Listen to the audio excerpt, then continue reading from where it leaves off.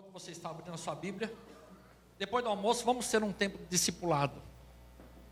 Eu fui sentar, é a queima-roupa, hein? Como é que está seu tempo a sós com Deus?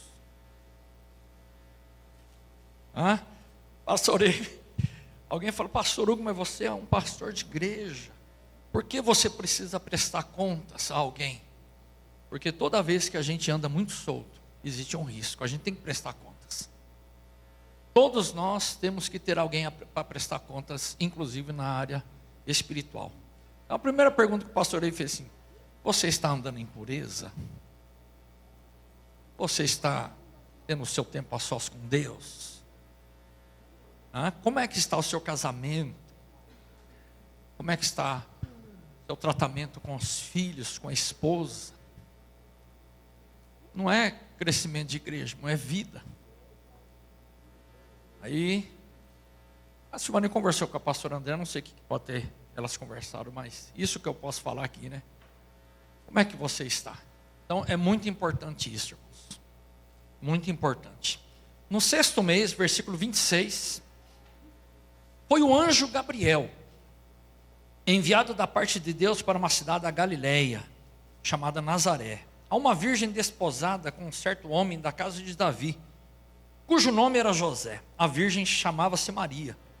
E entrando o anjo onde ela estava, disse: alegra-te, muito favorecida, o Senhor é contigo. Ela, porém, ao ouvir esta palavra, perturbou-se muito e pôs-se a pensar no que significaria aquela saudação. Mas o anjo lhe disse: Maria, não temas, porque achaste graça diante de Deus. Eis que conceberás e dará luz a um filho, a quem chamarás pelo nome Jesus. Ele será grande e será chamado Filho do Altíssimo. Deus, o Senhor, lhe dará o trono de Davi, seu pai. Ele reinará para sempre sobre a casa de Jacó, e o seu reinado não terá fim. Então disse Maria ao anjo: como será isto? Pois não tenho relação com homem algum. Respondeu-lhe o anjo: descerá sobre ti o Espírito Santo, e o poder do Altíssimo te envolverá com a sua sombra. Por isso também o ente santo que há de nascer será chamado filho de Deus. E Isabel, tua parente, igualmente concebeu um filho na sua velhice, sendo este já o 6º mês para aquela que diziam ser estéril. Porque para Deus não haverá impossíveis em todas as suas promessas. Então disse Maria: aqui está a serva do Senhor, que se cumpra em mim conforme a tua palavra. E o anjo ausentou-se dela.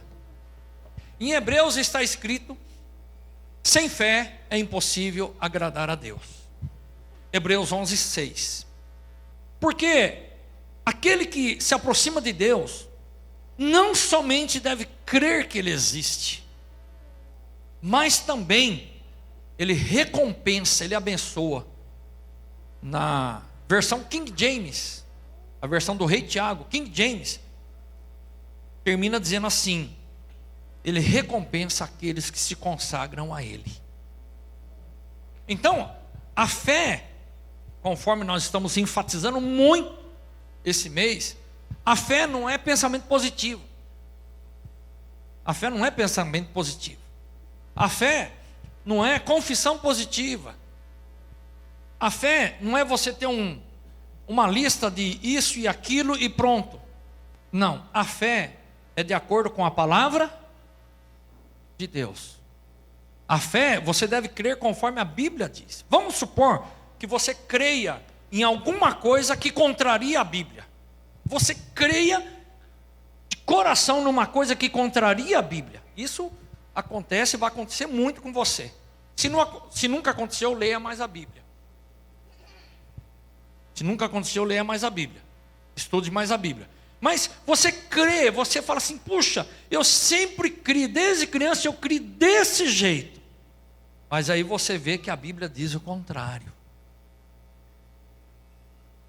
Aí você fala assim: não, se eu crer de todo o meu coração nisso aqui, vai dar certo. Não vai dar certo. Deus não vai abençoar aquilo.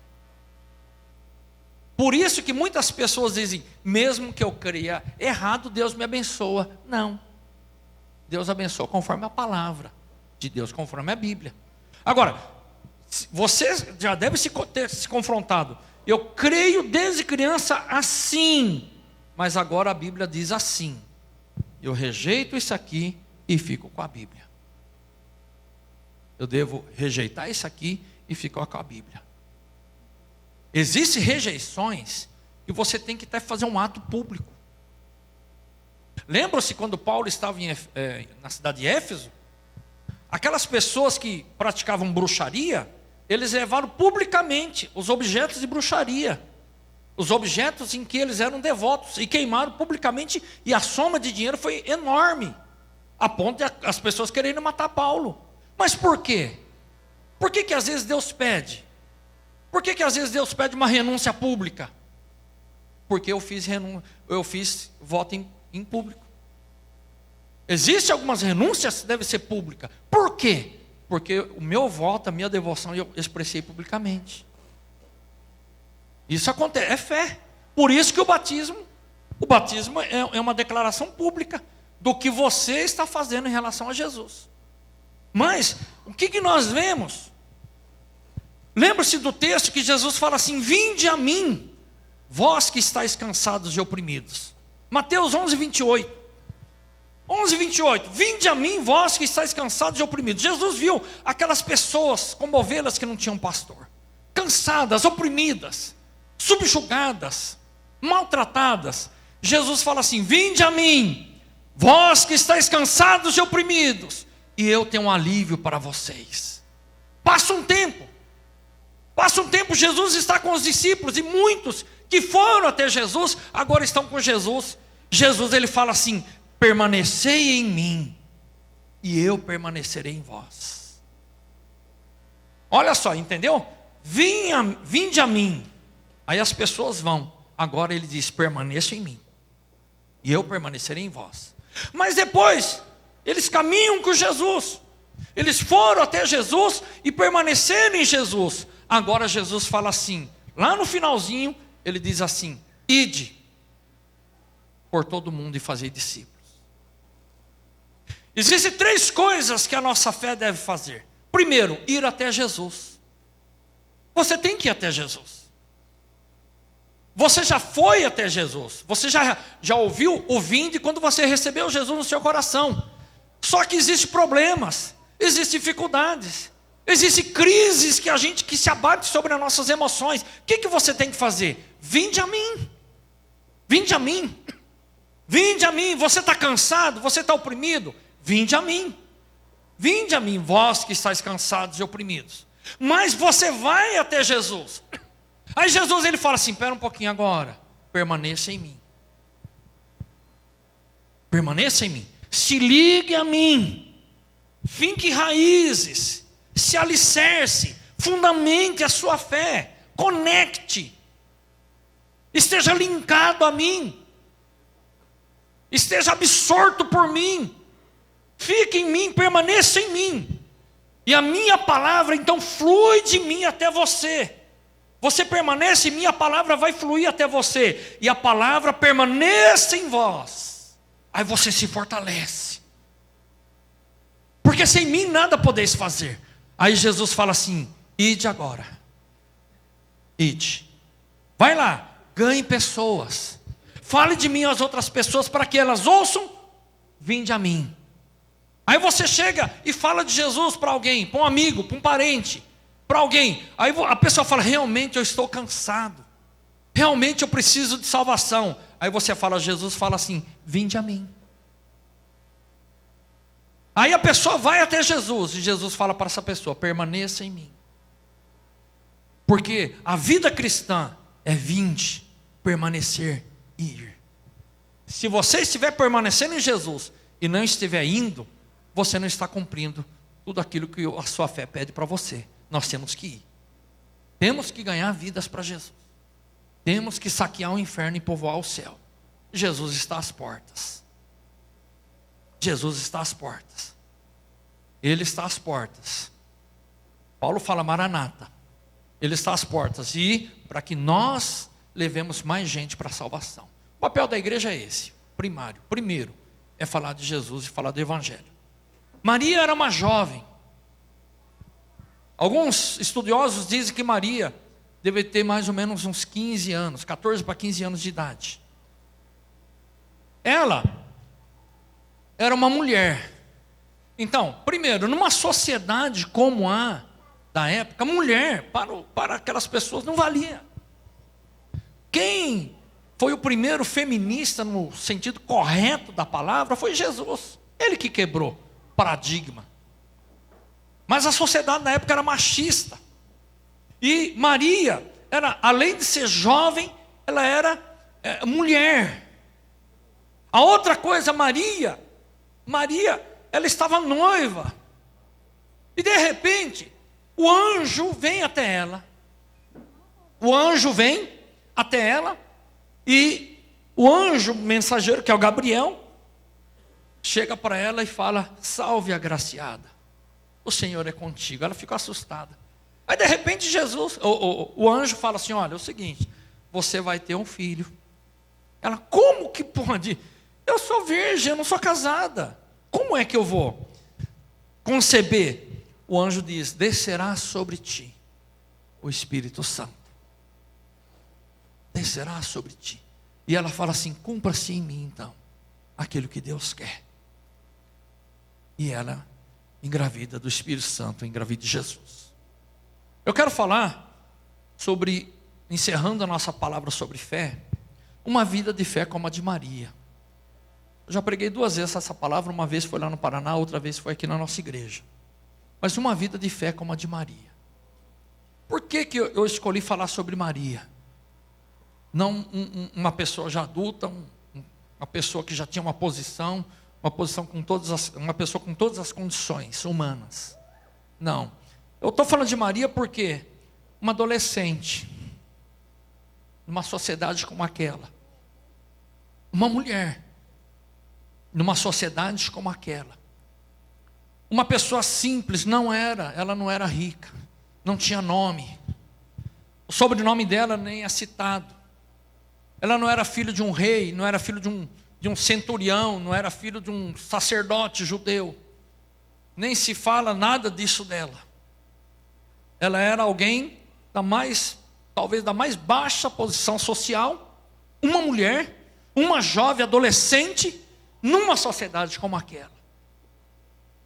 Nós vemos então que uma vida de fé independe de posição social, condição financeira, de sobrenome herdado, de nome poderoso, de ser filho biológico de alguém de uma classe política, social, militar como da época, que lhe daria condições para aquilo.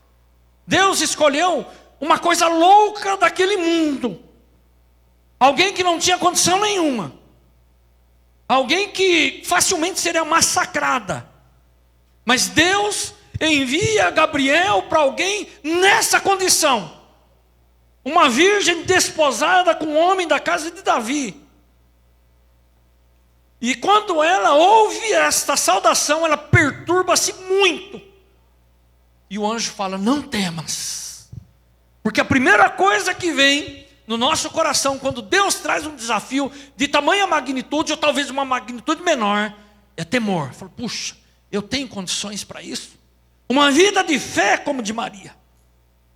Ela era alguém que não tinha uma família rica, abastada, não tinha alguém da sua casa de condição, que tinha alguma influência na sociedade.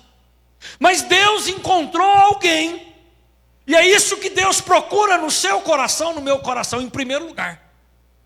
Em primeiro lugar, Deus não procura o teu nome, se ele é influente ou não na sociedade. Em primeiro lugar, Deus não procura a sua condição cultural. E não estou desdizendo e dizendo que essas coisas não têm importância. Tem muita importância sim, mas não é a primeira.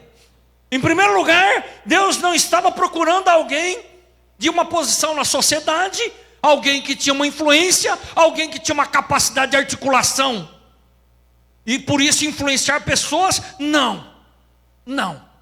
Não era alguém assim. Era alguém que tinha uma coisa no seu coração: fé. Um coração cheio de fé. Essas outras coisas que eu citei são importantes? Sim, são importantes. Tem a sua importância. Secundária, terciária e assim por diante. Mas a primária não. Porque sem fé é impossível agradar a Deus. E se o anjo foi enviado a Maria, é porque ali tinha um coração de fé. Um coração de fé. E você vê ali que quando o anjo chega a Maria, ele diz o seguinte: alegra-te muito, favorecida, Deus está com você. Por que Deus estava com ela? Porque a fé dela agradava a Deus. A fé dela chamava a atenção de Deus. Não era um nome, era um nome comum.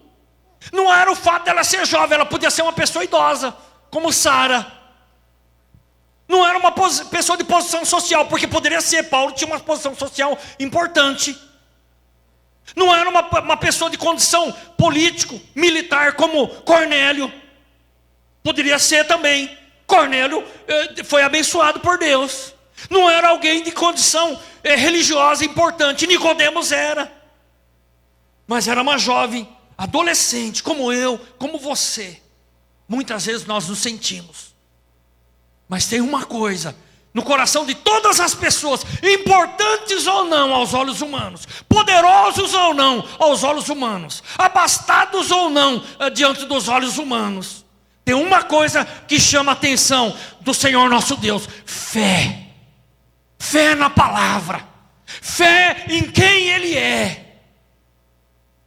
Porque a fé em você mesmo não é nada diante de Deus. Fé na sua própria capacidade para Deus, Deus ri disso. Deus ri. Deus coloca pessoas assim em lugares escorregadios, conforme a gente lê no Salmo de Asaf. Tu os põe em lugares escorregadios, para que de repente sejam quebrantados sem que haja cura. É um homem arrogante, orgulhoso, prepotente, cheio de si, autoconfiança, soberbo. Em Salmo ele diz assim: tu os põe em lugares escorregadios. E a gente vê que a pessoa repreendida muitas vezes endurece sua cerviz, será quebrantada de repente, sem que haja cura. Mas Maria atraiu então uma vida de fé como a de Maria. Uma vida de fé. Porque nós vemos aqui que existiam muitas mulheres melhores do que ela. Imagine Deus colocar o seu filho unigênito no ventre de uma mulher que não tinha o Filho de Deus, Jesus, que nasceria. Tinha mulher que tinha soldados ao seu serviço. Tinha mulheres que, se engravidassem de Jesus, dariam um berço melhor para Jesus. Tinha mulheres que, se engravidassem de Jesus, e Jesus nascesse, teria servas para amamentar, para cuidar, teria até ama de leite. Tinha mulheres que, se ela tivesse Jesus, e Jesus nascesse na casa de algumas mulheres, ela teria proteção, daria proteção. Tinha mulheres que, se Jesus nascesse na casa deles, ela daria um nome. Jesus cresceria no meio de pessoas mais preparadas, digamos. Mas tinha uma mulher, que era Maria, que foi a única mulher que Jesus chega e fala assim: o Senhor é contigo. Era como se Deus dissesse assim: o mais importante para você não são todas essas coisas que eventualmente a outra pessoa poderia oferecer ao meu filho unigênito, mas o que meu filho unigênito precisa é da minha presença na sua vida. Eu estou com você. Daí você vê que o maior problema para a vida de alguém não é a presença de problemas, é a ausência de Deus. O maior problema na vida de alguém não é o volume, o tamanho do problema. Porque todos esses problemas que alguém pode ter somados não se equipara ao grande problema de Deus não estar presente na vida. Porque nenhum deles vai te acompanhar quando você caminhar pelo vale da sombra da morte. Então, primeira coisa, Maria atraiu a atenção de Deus. A fé como de Maria atrai a atenção de Deus. Quem você tem atraído na sua vida? Quem nós temos lutado todos os dias para atrair a nossa vida? Quem é que se faz presente? Quem é que, na hora em que você está só, está presente, dirigindo, direcionando? Quais são as primeiras coisas que você se lembra quando acorda de madrugada? Quem é o primeiro a quem você clama quando acontece algum problema? Entrando o anjo, onde ela estava, disse: alegra-te muito, favorecida. O Senhor foi atraído até você. O que é que atrai a Deus na nossa vida? Fé. Fé atrai a Deus. A consequência da fé é uma busca de vida de santidade e obediência à Bíblia. A consequência da fé na nossa vida é agradar o coração de Deus. Eu creio em Ti, Senhor. Aí acontece aquilo que a gente estava cantando agora. Vem com o peso da sua glória me cobrir. Vem com o peso da sua glória me cobrir. Quando nós cremos dessa forma, filho, nós vamos descobrir muitas coisas da nossa vida que Deus fala: larga de lado. Senhor, não é pecado. Não, mas é um peso. E o único peso que você pode ter na sua vida é o peso da minha glória. Mas muitas coisas Deus vai falar assim: busque. A primeira coisa, então, a fé e um coração como o de Maria atrai a atenção de Deus. Lembram-se de Estevão? Um dos menores ministérios da Bíblia foi Estevão. E Estevão prega, uma pregação. O pessoal pega ele e fala: vamos apedrejar, leva ele para fora. E tinha um jovem ali que tinha que autorizar a morte dele, que era Saulo. Se tornou Paulo. E Paulo estava lá: vamos apedrejar, pode apedrejar. O pessoal tira a roupa e joga ali para poder ter mais liberdade de apedrejar Estevão. Eles apedrejam Estevão. Estevão, ajoelhado, ele diz assim: eu vejo o Filho do Homem em pé. Foi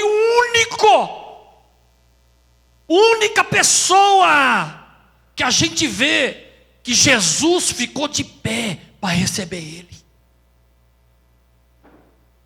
Você não vê ninguém na Bíblia, Jesus ficando de pé no céu para receber a Estevão. Imagine que vida! Jesus ficou de pé para receber Estevão. Ele atraiu a glória de Deus para a sua vida. Imagine um negócio desse. E você vê então que o Senhor foi atraído pela vida, não por coisas na vida de Maria. A segunda coisa, uma vida de fé como a de Maria, atrai a capacitação e o poder do Espírito Santo. Vem o pessoal do louvor aqui, por favor. A segunda coisa, atrai a capacitação e o poder do Espírito Santo. Maria, ela disse: como? Como pode ser isso? Como será isto? Vejo, pois não tenho relação com homem algum. Eu não tenho relação com homem algum. Como é que vai ser isso? Ela não falou assim: não, peraí, Senhor. Eu sou noiva, não pode um negócio desse. Ela não disse isso. Ela não disse assim: não, mas pera um pouquinho. Eu tenho que conversar com meus pais. Ela não disse isso. Ela não disse assim: mas peraí, você vai me resguardar, porque eu vou ser apedrejado, o pessoal vai querer me matar. E vão falar que eu forniquei, eu adulterei. Não aconteceu isso. Sabe o que ela falou? Como será isso? A vida de fé, filhos, em muitos casos é: o que eu devo fazer? Aí o Espírito Santo descerá sobre ti, o Espírito Santo, e o poder do Altíssimo te envolverá. O ente santo que de ti há de nascer será chamado Filho de Deus. Filho do Altíssimo. Uma vida de fé atrai a atenção de Deus. Uma vida de fé atrai a manifestação do poder de Deus. Ele atrai o poder e a capacitação do Espírito Santo. Ele diz assim: e acontecerá depois que derramarei do meu Espírito sobre toda a carne. Olha a promessa de Joel. Aí o anjo responde para Maria: descerá sobre ti o Espírito Santo. Não tem algumas coisas na sua vida que o Espírito Santo precisa descer? Não tem áreas da sua vida que o Espírito Santo precisa descer, porque só você está controlando tudo? Não tem áreas da sua vida que você, mesmo que você continue fazendo cálculos, raciocinando, mesmo que você continue anotando detalhes, você precisa ter fé e chegar e colocar diante de Deus e dizer: Senhor, está aqui.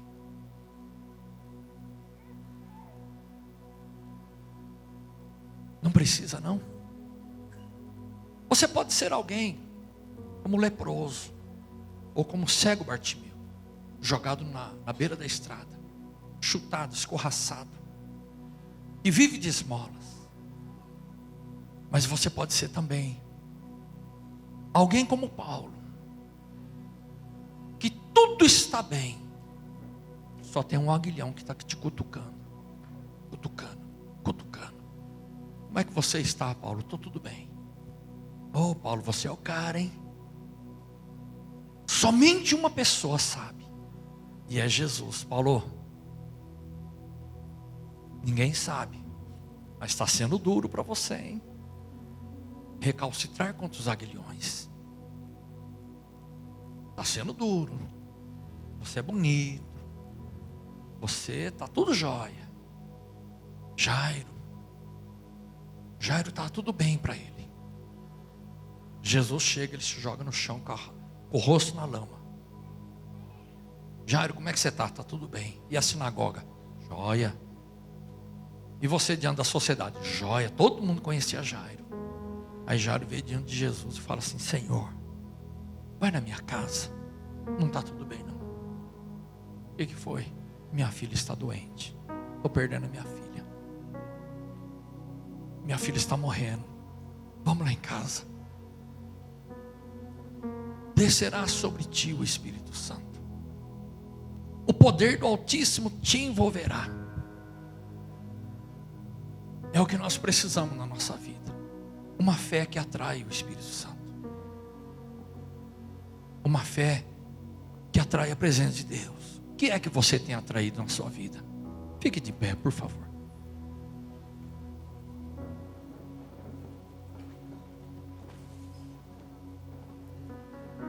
Filhos, vida cristã não é uma vida de regras morais. Filho, vida cristã não é vida de frequência a cultos.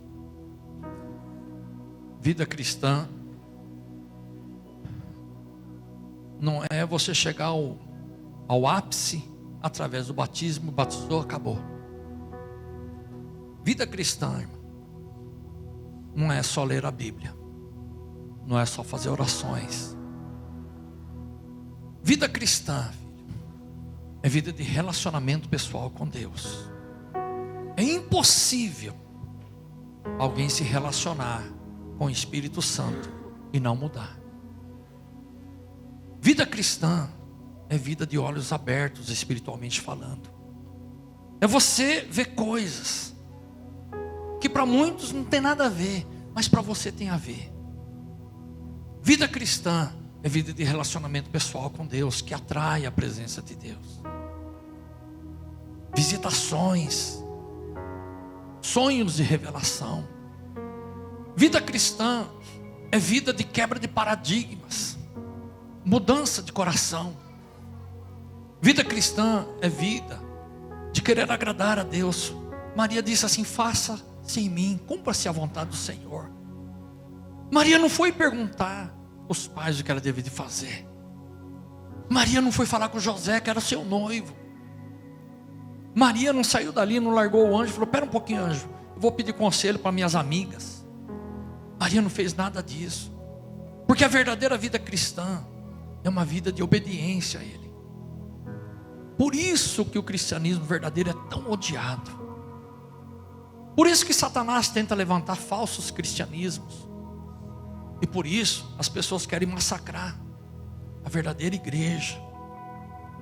Por isso que existem tantos infiltrados satânicos dentro das igrejas verdadeiras. Por isso existem pessoas que se infiltram de forma satânica mesmo dentro das igrejas para trazer confusão. Existe isso, irmão. É batalha espiritual. A verdadeira vida cristã é vida de relacionamento pessoal com Jesus. Se você diz que relaciona com Jesus e a sua vida não foi transformada, me perdoa, irmão, você não se converteu de verdade. Porque a verdadeira vida cristã, ele é aqui dentro. É aqui, filho. Não estamos isentos de erro. Não estaremos isentos de pecar. Mas uma coisa estará presente: quebrantamento, verdadeiro arrependimento do pecado. Aquele que diz que todo mundo peca como desculpa para pecar, ele não é um verdadeiro convertido. O verdadeiro convertido, ele vai dizer assim: é impossível ficar sem pecar, mas cada vez que eu peco, eu me arrependo tremendamente. A diferença de Saul e de Davi não foi o pecado, foi o que o pecado produziu no seu coração. A diferença, filho, de Judas e Pedro não foi ter negado a Jesus, foi o resultado que o fato deles terem negado a Jesus produziu no seu coração. Judas procurou se autoflagelar com sentimento de culpa. Pedro chorou amargamente. Pedro era convertido. Essa é a diferença, filho. A diferença está justamente aí. A diferença do procônsul Sérgio Paulo, o homem importante daquela ilha de Creta. Ele crê, porque ele viu a cura. A presença de Jesus levou a crer, por causa que teve uma cura. Mas Jesus, diante de Pilatos, só foi arrogância. Eu tenho poder de te libertar e de te condenar, porque eu tenho poder. É o coração que atrai a presença de Jesus. O coração cheio de fé, simples, que atrai a glória de Jesus. O que você tem atraído para a sua vida, filho? Qual é a tônica da sua vida? O que é que você tem buscado para dentro da sua casa? Onde Jesus tem tocado? Jesus tem tocado só no seu coração nos domingos? O único horário na sua agenda que Jesus toca é um culto por domingo e uma reunião no meio da semana. Ou aquilo que Paulo diz: o viver para mim é Cristo e o morrer é ganho. Aquilo que Pedro disse quando Jesus falou: vocês não querem sair fora também? Pedro disse: Senhor, para quem iremos nós? Só o Senhor tem as palavras de vida eterna. Diferença de Davi. Contra ti, eu, rei Davi, poderoso nas batalhas. Eu, rei Davi, dono de exércitos, de ouro, de prata. Contra ti somente pequei. Deus, se eu for perder, eu perca tudo. Eu só não quero perder a alegria da tua presença. Aí Deus chega e fala assim: você é o homem segundo o meu coração. O Messias vai nascer da sua descendência. Eu te dou uma chave agora, que abre ninguém fecha, e fecha ninguém abre. É a diferença, filho. A diferença dos apaixonados e os conformados, dos religiosos e dos que verdadeiramente são fervorosos. É a diferença da conversão e da adesão. A diferença, irmão. Diferente você aderir ao Evangelho e se converter mesmo. Fato. A diferença, filho. Diferença do batismo nas águas, do poderoso batismo no Espírito Santo. A diferença de você ser imerso em algo físico como a água do batismo, de você ser imerso na glória de Deus. A diferença de você tomar a ceia do Senhor física, o pão e o cálice, de você comer e permanecer em Jesus e a palavra dele permanecer em você. A diferença de você se emocionar com louvor e de você se quebrantar sozinho no seu quarto a sós com Deus. É a diferença de você receber coisas e ser galardoado porque você buscou pessoas e contatos, até mesmo irmãos em Cristo. É diferente de você receber a recompensa do tempo a sós com Deus e das portas fechadas. A diferença, filho, de você conhecer a Deus estudando a Bíblia, de você conhecer a Deus vivendo a Bíblia. É a diferença, irmão. É a diferença de vida cristã, é essa. A diferença, filho, de eu estar aqui pregando a palavra estudada, de pregar a palavra vivida e experimentada. É a diferença, irmão. Aí, filho, você entende o que é ser verdadeiramente uma vida cristã, relacionamento pessoal com Deus. Com Deus, o que você atrai?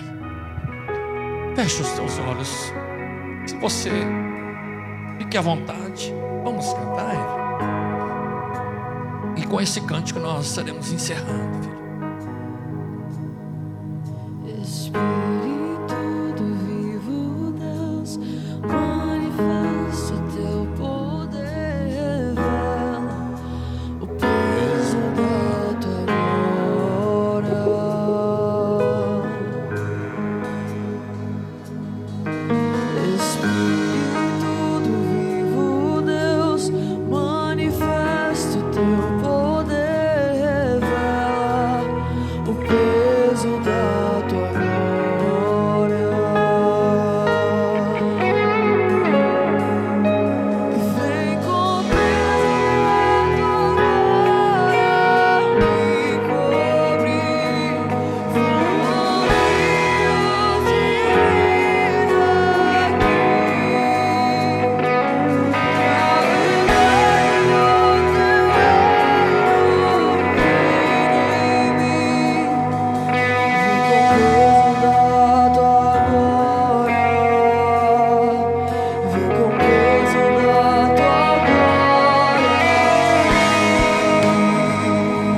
Levante as tuas duas mãos.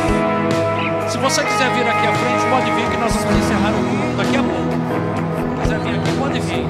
Manifesta o teu poder, revela o peso da tua glória.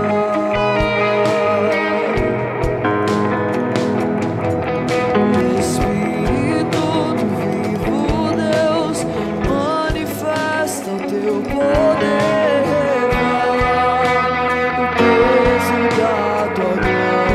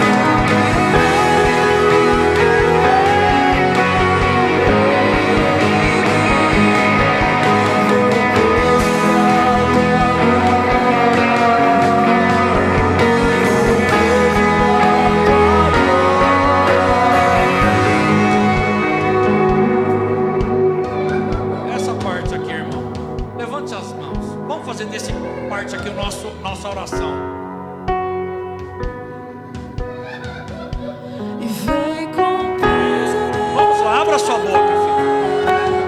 Abra sua boca. Levante as duas mãos assim.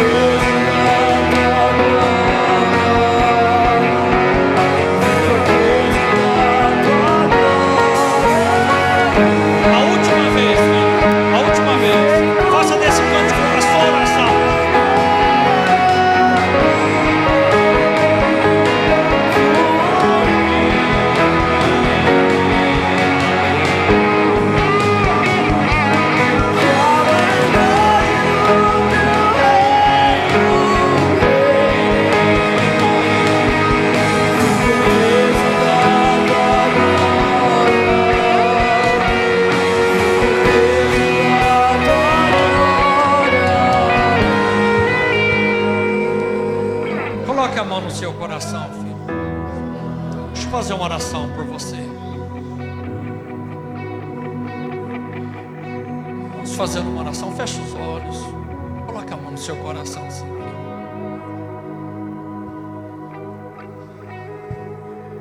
Eu faço um pedido para você. Na hora que você estiver a sós, pergunte para Deus o que realmente é uma vida de relacionamento pessoal com Ele. Pergunte, para que Ele venha descortinar essa verdade que é imutável, é insubstituível, essa verdade que faz toda a diferença no presente e no futuro. É uma verdade que é atemporal, é uma verdade eterna. Ela faz toda a diferença. O que é uma vida de relacionamento pessoal com Deus. Você vai orar pedindo isso no seu tempo a sós com Deus, em nome de Jesus. Mas eu sinto um desejo, não tem nada a ver com de fazer uma oração diferente. Coloque a mão no seu coração. Senhor, em nome de Jesus, manifesta o teu poder no nosso meio. Manifesta o teu poder, Senhor. Manifesta o teu poder. Manifesta o teu poder. E que o poder do Senhor esteja sobre cada um aqui, desde o alto da cabeça até a planta dos pés. Manifesta o teu poder, Senhor, desde o alto da cabeça até a planta dos pés de cada um aqui. Que os teus anjos, anjos guerreiros, anjos que têm as suas espadas, passe no nosso meio, cortando, despedaçando tudo, absolutamente tudo, aquilo que porventura esteja escondido, oculto, intocado, aquilo que está nas trevas, nas sombras. Que os teus anjos passem a espada, em nome de Jesus, cortando, despedaçando tudo, todo espírito que não é Espírito Santo de Deus. Que o Senhor venha, depois de amarrado, arrancar do nosso meio e das vidas de cada um aqui tudo aquilo que o Senhor não plantou e que o Senhor não quer que esteja plantado. Que o Senhor venha desarraigar, que o Senhor venha arrancar fora, em nome de Jesus. Todo espírito maligno, todo demônio, tudo aquilo que não é do Senhor, nós não aceitamos no nosso meio e na vida de quem quer que seja. Toda palavra contrária, toda arma forjada contra o teu povo, em nome de Jesus, está condenado, está totalmente condenado, em nome de Jesus. Toda palavra de maldição não encontra pouso no nosso meio. Somente a bênção do Senhor repousa sobre cada vida e cada família aqui, em nome de Jesus. Todo espírito de engano, todo espírito da mentira, em nome de Jesus também nós não aceitamos. Ó Deus, nós fortalecemos a nossa fé e a nossa confiança no que o Espírito Santo do Senhor pode fazer, mas também nós declaramos sem nenhum poder de atuação, no poderoso nome de Jesus, tudo aquilo que não é do Senhor, em nome de Jesus. Que a graça do Senhor Jesus, que o amor de Deus nosso Pai, que a consolação, a presença, a atração do Espírito Santo de Deus esteja sobre a vida de cada um. Que você tenha uma semana de bênção, uma semana de vitória, uma semana do sobrenatural de Deus, em nome de Jesus. Amém e amém. Você vai cumprimentar o seu irmão, além de cumprimentar com a graça e a paz do Senhor, você vai falar assim: eu acho que você vai pagar um almoço para mim hoje. Pode cumprimentar assim, que vai sair alguma coisa aqui no nosso meio.